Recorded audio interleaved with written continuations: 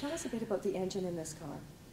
The engine in the car is pretty cool because we have different options. A lot of it is LS, and LS motors they have from LS3, let's say, to LS9, and or even LS1s. But we use equivalent to an LS3 and an LS9 as our upgrade. So the cool thing about having General Motors is unique because they're worldwide.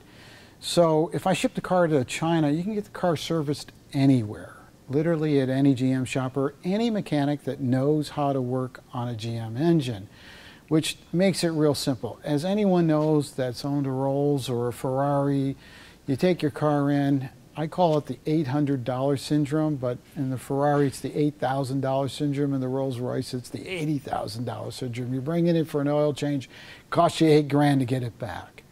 This car, you go in for an oil change, you're going to come out for less than $100. Pretty hard to beat worldwide. So that part I think is really cool. And our Clonets, we used to use the Fords for this very same reason, but General Motors is so large worldwide, we decided to go with GM. Has more power, it's a little bit more compact, and I happen to like GM products enough that their product engines have come along so well that it's what I would consider to be bulletproof, that the engines just go and go and go and go, and that's what you want.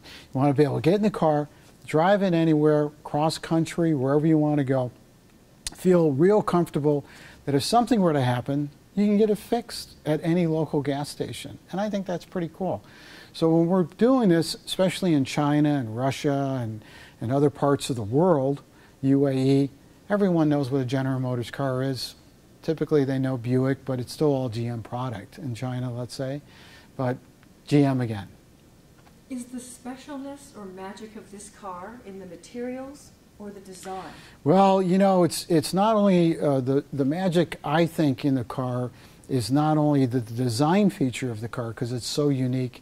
Brings you back to that 30 era. A lot of people say it looks like a Tagalabo or a Bugatti or whatever, but everyone sees their own vision.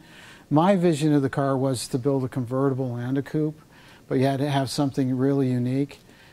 But on top of the design that you're not going to see every day out on the street is you're going to end up having a really cool body structure on this, as you can see. We've come up with a new product called Alurock, and our Alurock is something that no one's ever seen.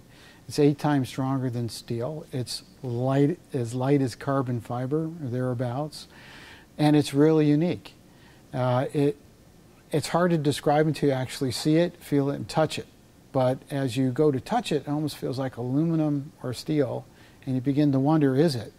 But it's really not.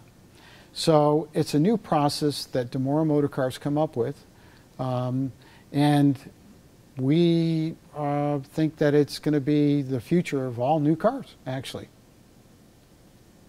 Is that